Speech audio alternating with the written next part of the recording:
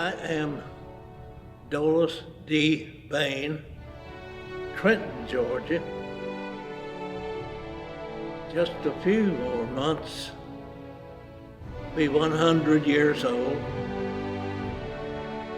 enjoying the privilege to know a God that saves, heals, and keeps. So glad to be an American, and the privilege I've had to enjoy its benefits for almost 100 years. Happened to have to go off to the old war. There I spent 3.5 years. Had to go every step of the way from the landing place on the beach of France in 1944. From there, 10 months straight on the front line in the battle, 10 straight months till we reached Berlin, Germany, where the war ended. Many things happened. So many men die and leave us. Hurtful it was to see good friends gone, and many had to leave to give us the victory in that great conflict. I was working in West Virginia in the coal mines, and one afternoon late I heard President Roosevelt came to a microphone and announced that the Japanese had attacked us in Pearl Harbor. And from that great event came the Great World War #2. And from there, I was a part of it some way. That is, I was in there training, working, moving toward the front line, or where the front line would be. So I happened to be in London, England, when the invasion began, and we began to move into France. About 10 minutes after we met the Germans for the first time, they began to send artillery fire on us. One of my buddies and I was standing close together, and an artillery shell hit close. I didn't know for a few minutes or a few seconds at least that I had lost my canteen off my side, was shot off. And I looked down, my canteen was down on the ground, all splintered up. Couldn't imagine what happened. I had a little scratch on the skin, and that's the only wound from it.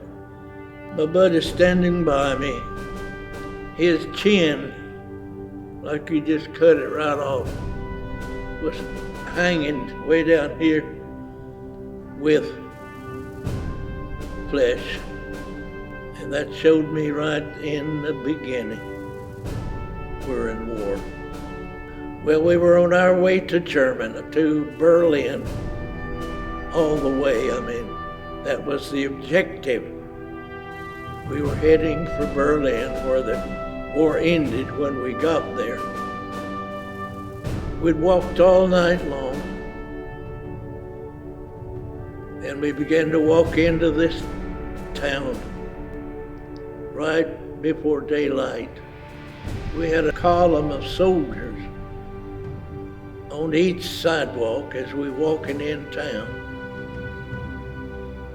We had a tank right up in between us, going along with us, in the street. And lo and behold, we had 2 columns of men walking, and I was up close to the front with the company commander, and there was 10 Germans come around that tank in the middle of the street, and I didn't hear it, but it was said that they wanted to help us. And I'll never know, of course. Some way the company commander he didn't know what they were up to. So he ordered the tank man to open fire. So we killed them all, right in the street. I was walking, and the boy opened fire with the tank. He hit one of our own boys through the leg. He got shot through the leg. So I had pulled him in a little building on the side of the street, working with his shot leg, wounded leg. The company kept going right on down where they was dead. Big river. We had to get to that bridge and hold it if possible before the Germans blew it up.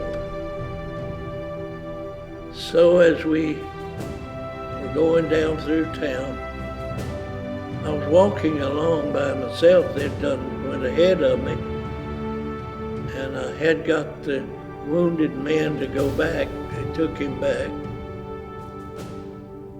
The gentleman came out of one of the houses on the street. He said, "There's a bunch of soldiers in a building there. They want to surrender to you." Being the medic, didn't have a gun, and they were afraid of one to give up to the boys with the guns. So I walked along a little bit and was nearing some big buildings. Here came 15 German soldiers out of that building, came right to me and just stood there, offered no resistance of any kind. And so I had to find some of our soldier boys to come and take them over. But they all came out and gave themselves to me. But anyway, along toward the last of the war, we were getting pretty close to Berlin, Germany, and we ran into a hard force. They'd set up a real hard line, defense against us. I stood in one place and counted 18 of our big tanks going up in flame all at the same time. 18 went up in flame. Things like that, you knew you were in war. A dear friend of mine, we'd been together all the time, all the way through the war, and we were almost to the end at this time. But I had to walk by him lying on the ground, flat on his back. Big hole blew through him. He's gone. And I did happen to find a part of his family after I was home a good while. And I ran a little ad in the paper searching for him. And I found his sister, the only sister he had, and I had her a nice plaque made.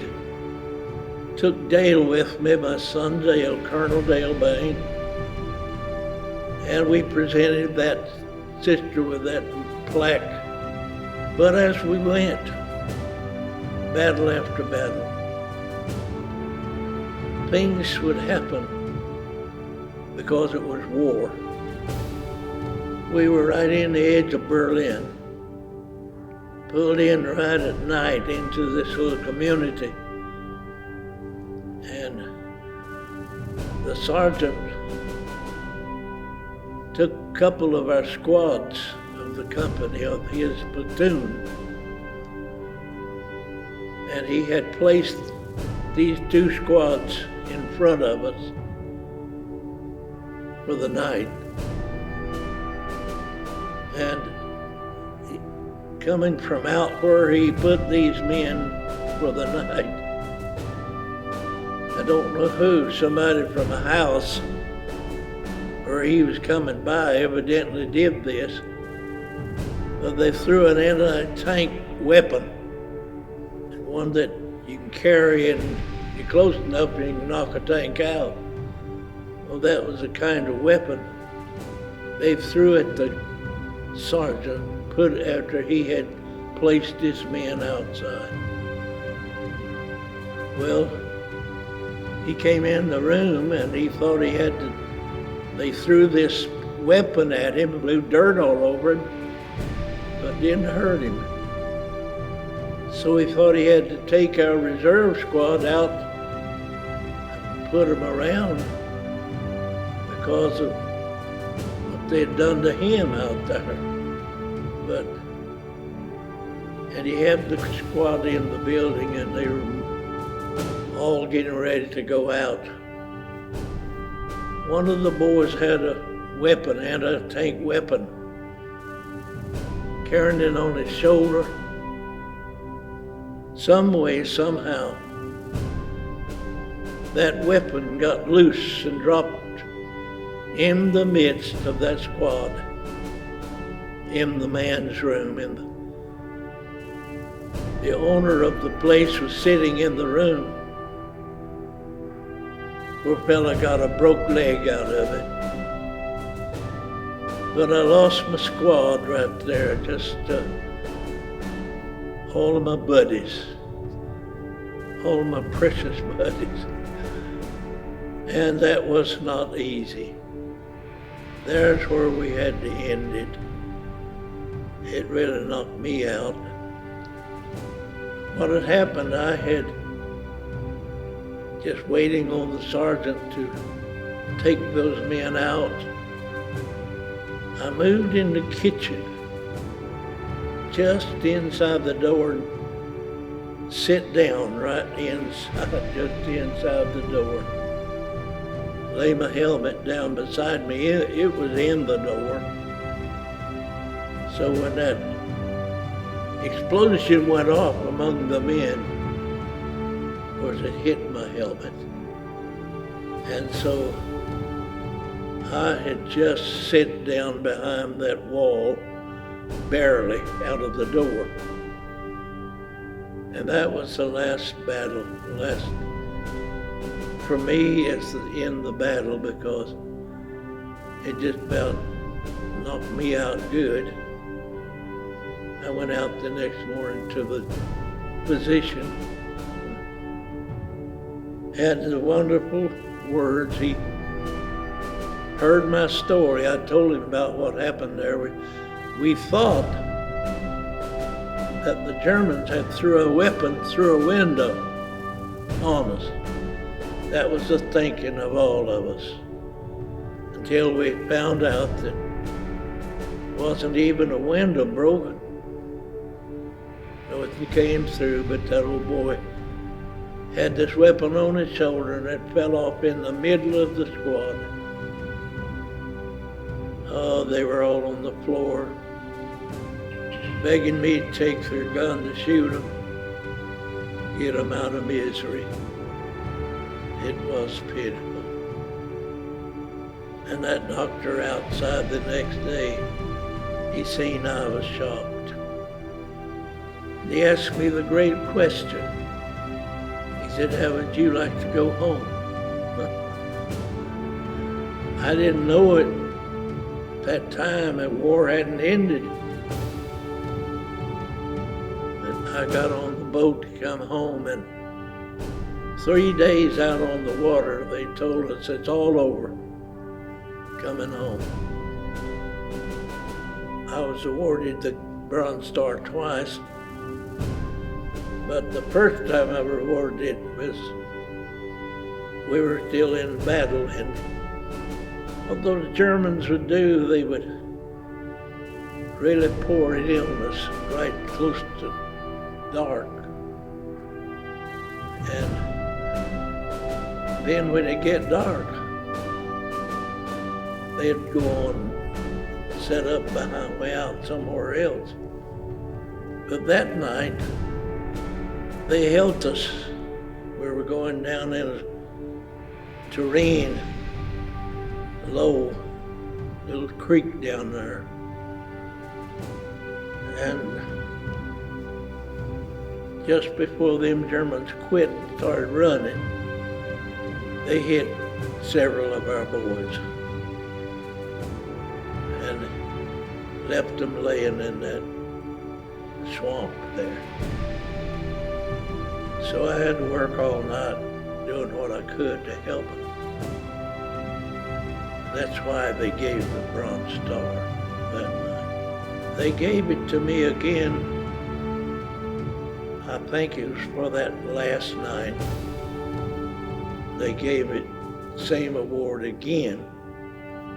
Twice they gave that same award. They called it valor. Many things come our way. I saw at the beginning I had to have help. We had a crew in the rear, just a little ways, that would come up and lift our wounded men out and take them out of battle. But on my way to find help, I had to fall in a ditch because a shell, great large shell, artillery, shell from the Germans. And I hit a little ditch where I was at, lay down in that little ditch, and I saw with my eyes that large 2 feet shell hit by my side. I could touch the thing, and then bounced on across the road out in the woods and did not explode. I would have been blown to pieces or wherever, but I had to know that somebody was walking with me. I had to know that somebody cared. We had 3 brothers in the battle, not far from each other, but we didn't know each other was there. And after 10 straight months on the battle line, the Lord was good to us, and we all came home safe. And I had to know that God was walking with me. I really wasn't saved at that time, but I know there was a lot of prayer going up back in Alabama. Had a praying mother. I knew that prayer was going up for me. So many times I was so close to death and leaving out some way, somehow. It did not take me. I had to go down to Atlanta for discharge. I went in this building to get my discharge. And when I came out, there was half a dozen soldiers standing there talking. And there was an old buddy of mine, lived close to me down there. He'd been to the east, the Pacific in the war, all the way through there. And when I walked out there, he stood. He's my neighbor all my life. And so he and I got to go home together from that spot. That's where we were discharged down there in Atlanta that day. Soon after I got home, hadn't really got down to business and thought about what God had done with me, for me, in bringing me home to my family.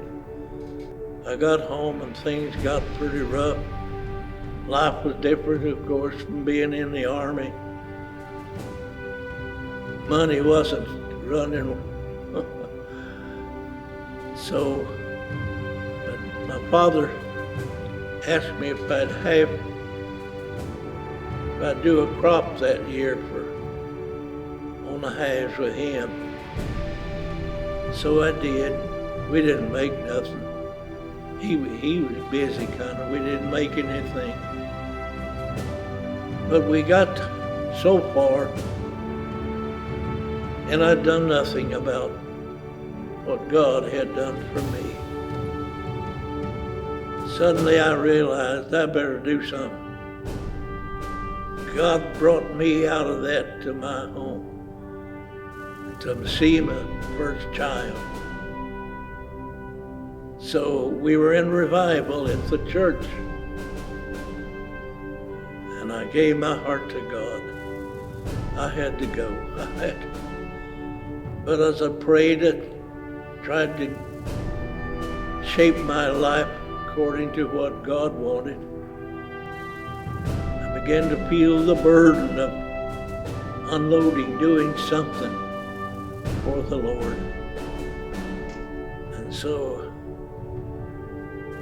I began to tell my pastor one day how I felt, how God was just dealing with me.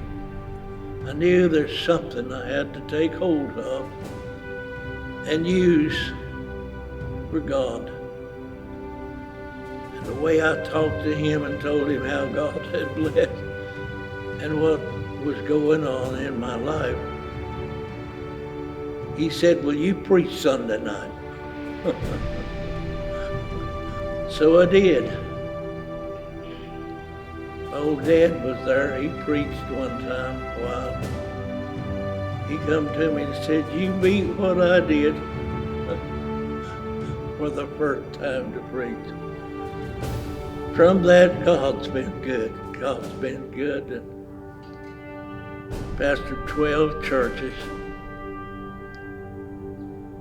Pastored 2 churches for almost 2 years, going from church to church. And I came to Louisville.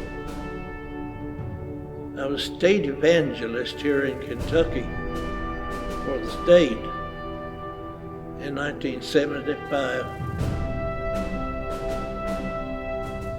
Brother Carden had a heart attack or something and had to leave his church. So the overseer called me and asked me if I'd come up here and take that church. So I came and spent 8 years here and enjoyed it so much. We were married, been married 71 years. We had 4 children. My wife and I had 4 children. Had to give up our youngest son, Bob. We still have 3. When I started in the ministry, I didn't have nothing to feed them on hardly. But we made it. Small church, no money, and the blessings of God. The children has several grandchildren, and I'm so thrilled to have them. We built a new church, had to sell over in the East End and build a new church. I finished it and been about 2 years in this new location, enjoying everything so much. One night, went out to the Veterans Hospital. Doctor came over to my bedside. He said, "Sorry, sir, you have cancer." Spent about a week out there. They were running me through every machine they had. But I wasn't going to give up on the Lord. But I did have to give up my church. I was a sick man. They did some surgery, but it didn't work. I still had cancer. I had trouble, hurting so much. For 3 years, I kept on calling on the Lord. And one night I said, "God, I refuse this thing in my body one more day." I went to bed with that. And when I woke up, I want you to know I knew heaven had been in my bedroom that night. And I never, in 40 years, felt again. Never felt it anymore. It's just been wonderful and great, and what God can do. I know He still heals. I know He still keeps.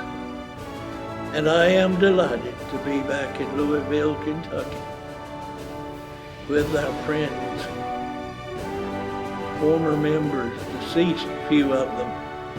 But I'm indeed happy,